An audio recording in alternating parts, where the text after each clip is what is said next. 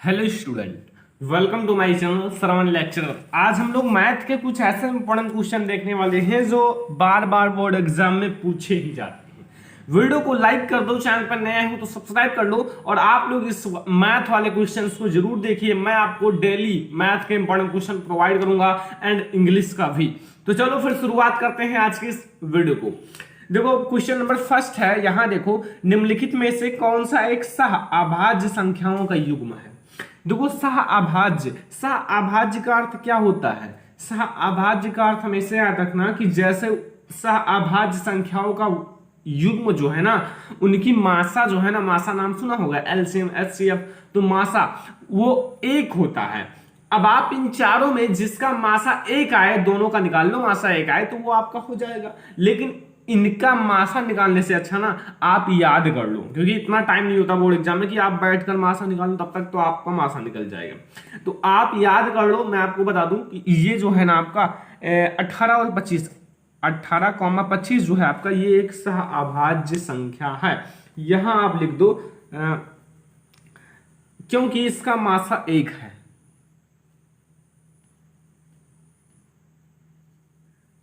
क्योंकि जो मासा है ना, मासा किसका, 18 और 25 का, वो बराबर 1 है। कितना है, 1 है। याद आया, समझ में आया, वो किसके बराबर है, 1 के बराबर है। तो यही जो युग्म है ना आपका, ये आपका सह अभाज्य संख्याओं का युग्म है। समझ में आया। कोई आपसे पूछ ले सह अभाज्य संख्या, तो आपको अब चुटकियों में बता देना है। ठीक है, ये क्वेश्चन आपकी एनसीईआरटी बुक में नहीं है, लेकिन ये नहीं कहा जा सकता जो एनसीईआरटी बुक में है वही पूछा जाएगा। ये आपका 2020 में पूछा गया क्वेश्चन है बोर्ड एग्जाम में। ठीक है, तो आ जाओ भैया, इसका हमें निकालना है मासा।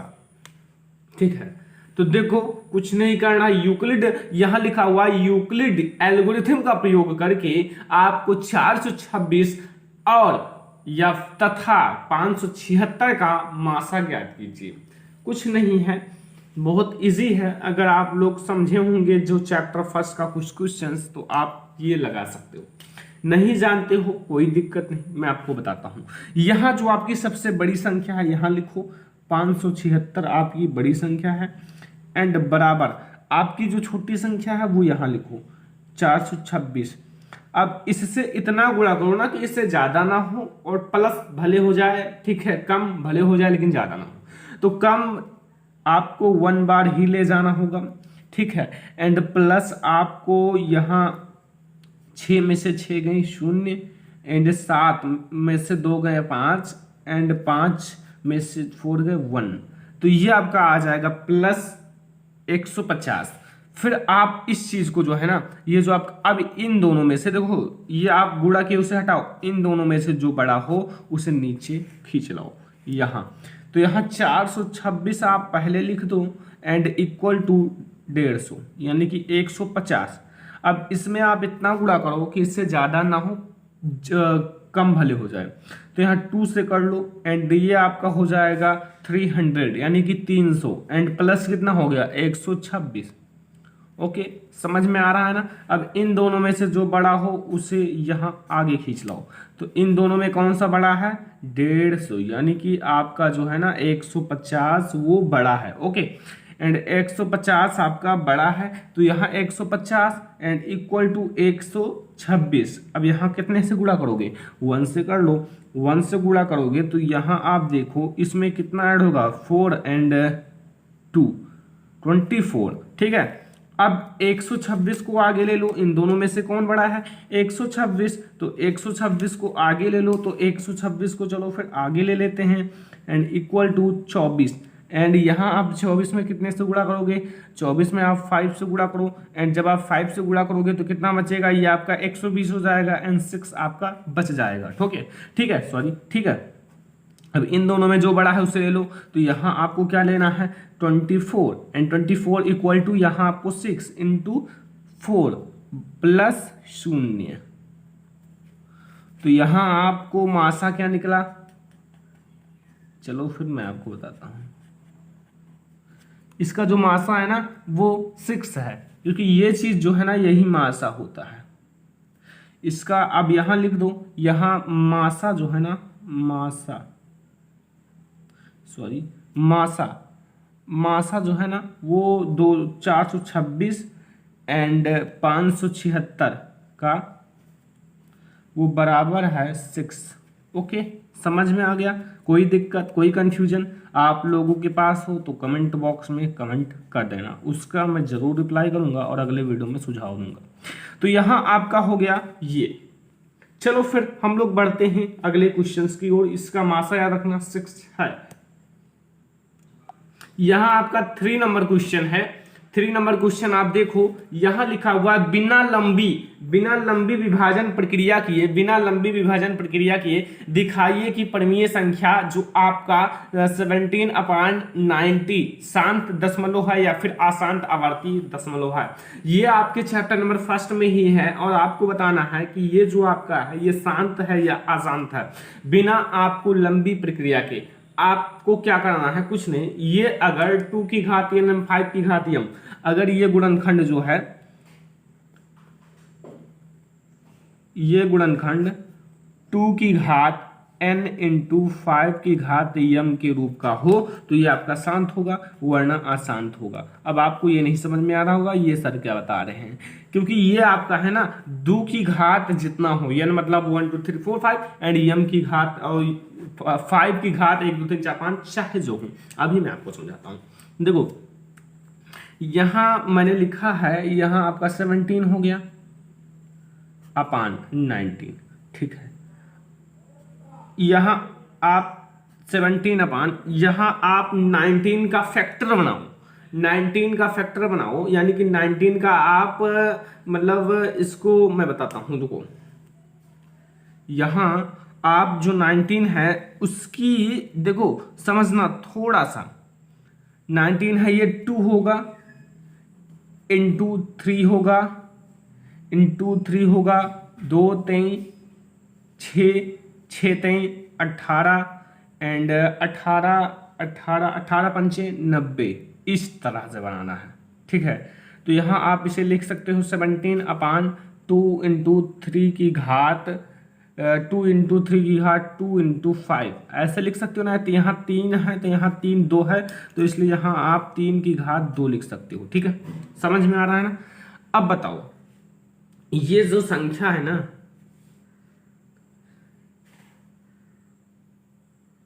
शांत आवर्ती है या अशांत? तो यहां मैं बता दूं शांत नहीं है। क्यों? क्योंकि यहां बीच में जो है ना, यहां मास्टर साहब आ गए हैं, ये 3 की घात 2 जो कि नहीं होनी चाहिए। अगर आपकी 2 की घात n इंटू 5 की घात m के रूप का होगा, अगर यही दोनों लोग होते 2 इंटू 5 तो आपका वो शांत होता और घात होती तो भी अच्छा रहता। तो ऐसे में आपकी ये शांत संख्या नहीं है, तो यहां आप लिख दो, कोई दिक्कत नहीं है। ब्लैक से सब कुछ समझ लो, ये सारे इंपॉर्टेंट क्वेश्चन है इसलिए मैं आपको बता रहा हूं, ठीक है। यहां संख्या 90 के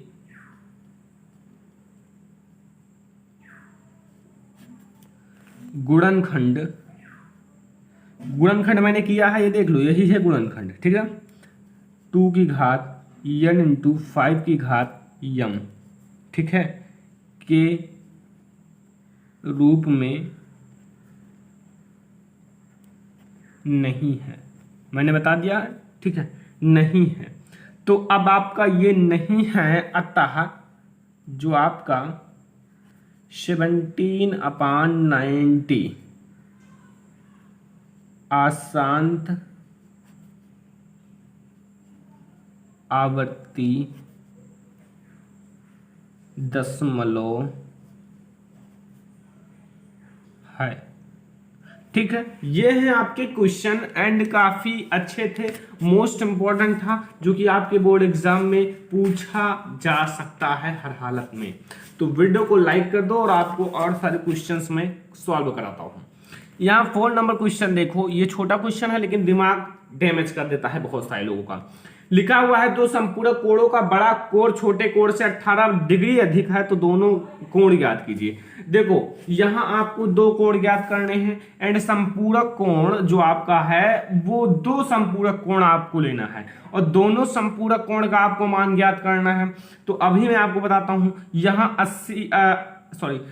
18 डिग्री अधिक है, ठीक है, कोई दिक्कत नहीं, सब कुछ समझाऊंगा आपको, सब कुछ समझ में भी आ ही जाएगा, ठीक है।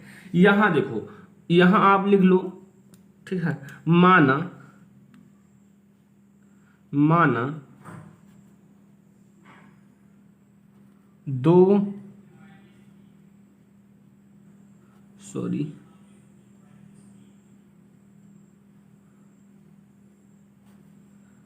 संपूर्ण कोण x तथा y है, जहां आप लोग याद रखना कि x बड़ा होता है y से। अब यहां से एक आप चीज याद रखना, x का मान जो है ना, x का मान वो क्या आएगा, ज्यादा आएगा, ठीक है, एंड y का मान कम आएगा।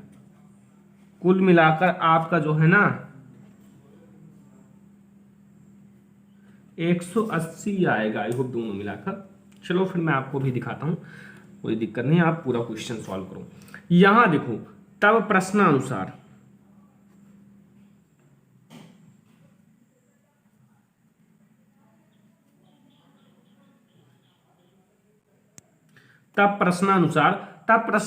आपको क्या लिखना है, जो आपका एक कोण है प्लस y कोण है ये 180, ठीक है, 180 डिग्री। क्योंकि आपको पता है कि यहां जो है ना x plus y equal to 180 degree होता है, ठीक है, आप लोगों ने परिमेय पढ़ा होगा, ठीक है। लेकिन आपको यह भी पता है कि यहां जो है ना दो संपूरक कोणों, यहां देखो दो संपूरक कोणों में से बड़ा कोण छोटे कोण से 18 अधिक है। कौन अधिक है, बड़ा कोण। अब बड़ा कोण अगर अधिक है तो छोटे कोण को बराबर करने के लिए आपको उसमें 18 जोड़ना पड़ेगा, अर्थात x बराबर आपको y प्लस 18 करना होगा, ठीक है, 18 डिग्री। समझ में आया? अब इसे आप इक्वेशन नंबर फर्स्ट मान लो और इसे आप इक्वेशन नंबर सेकंड मान लो, ठीक है, बहुत इजी है। यहां अगर x बड़ा है तो दोनों को बराबर करने के लिए y को आपको 18 जोड़ना पड़ेगा ना, तो इसलिए मैंने लिखा है। अब देखो समझो, यहां थोड़ा सा समझना, यहां आपको लिखना है समीकरण 2 से x का मान समीकरण 1 में रखने पर, समीकरण 1 में आप रख दो क्या, जो समीकरण 2 का मान समीकरण 1 में रख दो, जो x का मान है, तो यहां x plus y equal to 180 degree है, ये क्या है, समीकरण 1 है, ठीक है। अब यहां आप मान रख दो x का, क्योंकि यहां से x आपको पता चला है क्या है, तो यहां x आपका है y plus 18 plus y equal to 180 degree, ठीक है, समझ में आ रहा है। यहां 2y equal to 180 degree and minus 18, और अगर आप 180 डिग्री में से माइनस 18 डिग्री करोगे तो कितना आएगा, वो तो आपको पता है 162 डिग्री। एंड यहां से मैं 2 यहां ले आता हूं, क्योंकि यहां 2i था, 2 को मैंने पक्षांतर कर लिया इधर, 9 8 16 एंड 9 1 9, y का जो है मान वो आया है 81 डिग्री, 81 डिग्री आया है, ठीक है, 81 डिग्री आया है। तो अब आपको क्या करना है वो मैं आपको बताता हूं। 81 डिग्री आ गया, ठीक है। अब आप क्या करो ना कि ये आपका 81 डिग्री है तो y बराबर इतना है, तो x जो था ना वो y से, सॉरी y, अब हाँ बराबर कर लो, x जो थे ना y से 18 डिग्री अधिक है, इनका 81 आया है तो x का आएगा यहाँ 18 डिग्री अधिक था तो यहाँ 99 डिग्री आएगा। बस ये मैंने कहा था कि x बड़ा आएगा, y का मान छोटा आएगा, और इधर आप जोड़ लो 9 1 10 एंड 9 एंड 9, यानी कि 180 डिग्री दोनों मिलाकर आ गए, ठीक है। तो ये है हमारे most important question number 4। Question number 5 जो है आपका काफी छोटा है, और अगर आप लोग लगा लो तब तो अच्छी बात है, ठीक है, प्रैक्टिस कर लो, अगर आपका लग जाता है तो अच्छी बात है, नहीं तो फिर मैं आपको बताता हूँ, ठीक है। क्वेश्चन नंबर 5 बहुत ज़्यादा इजी है, आपको कुछ नहीं करना है, थोड़ा सा आपको वर्गमूल निकालना होगा, वो भी वर्गमूल आपका निकल जाएगा, छोटी छोटी संख्याएं हैं तो इसलिए आपको कोई दिक्कत नहीं होगा, ठीक है। तो चलो फिर हम लोग देख ही लेते हैं, क्योंकि आप लोग अभी वहाँ तक चैप्टर तक नहीं पहुँचे होंगे। देखो लिखा हुआ है x square minus 1/9 equal to 0। तो इसमें क्या करना होगा, कुछ नहीं, इसमें आपको जो x, इसको मैं पहले यहां उतार लूं क्योंकि मुझे दिक्कत होता है, इक्वल टू 0, तो यहाँ एक्स स्क्वायर इक्वल टू यहाँ माइनस 1/9 है तो इधर प्लस 1/9 हो जाएगा, मैंने एक्सचेंज कर लिया, पक्षांतर कर लिया। फिर आप देखो यहाँ जो x है उसे मैं अकेला कर देता हूँ और स्क्वायर इसके ऊपर अंडर रूट लगा देता हूँ, ठीक है। अब यहाँ देखो x इक्वल टू 1/3 आएगा, क्या आएगा, 3 3 9, यानी कि 1/3। बट अगर आप ये करते हो तो प्लस माइनस लगा दो, बस यही आपका आंसर हो जाएगा, यही आपका आंसर हो जाएगा, ठीक है। काफी इजी था, नोट कर लो, काफी इजी है, लेकिन ये भी आपके बोर्ड एग्जाम में पूछा जाता है, तो आप लोग इसे नोट कर लो, कोई दिक्कत ना हो, वरना बाद में दिक्कत हो जाए। देखो प्रश्न नंबर 6 है 1/x square plus 5 equal to 1/9, ठीक है, यही तो आया है। अब देखो यहाँ आप क्या है ना, क्रॉस करा लो, क्रॉस कराओगे तो यहाँ आप ये 9 इधर ही रख लो, जैसे ये इधर करो या इधर बराबर है तो x square plus 5 equal to 9, यही तो आ रहा है, ठीक है।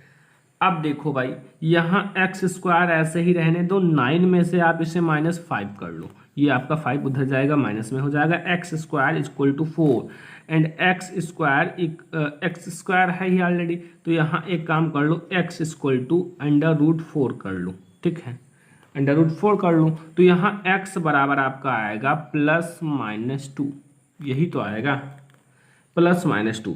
तो ये थे आपके द्विघात परिमेय से क्वेश्चन थे, ठीक है, द्विघात परिमेय से, द्विघात समीकरण से। तो ये काफी इजी दोनों क्वेश्चन थे और आप लोगों को काफी बेटर तुरंत समझ में आ गया होगा, ठीक है, कोई दिक्कत तो नहीं है ना।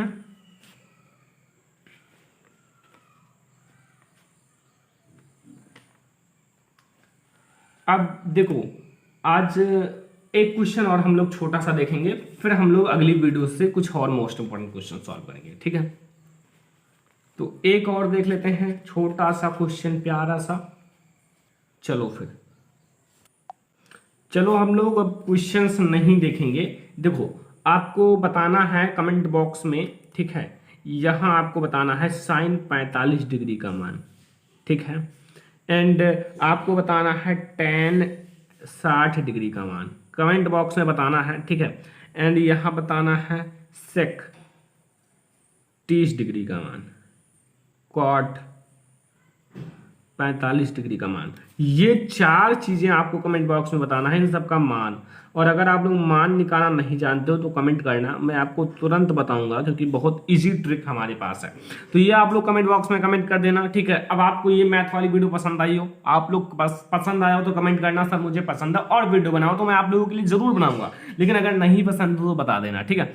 एंड आप लोग अपने फ्रेंड्स के साथ इस वीडियो को शेयर कर दो, चैनल पर नए आए हो सब्सक्राइब कर लो और वीडियो को लाइक कर दिया करो, ताकि हम भी मोटिवेट रहें और आप लोगों के लिए लगातार वीडियो प्रोवाइड करते रहें। Thanks for watching this video.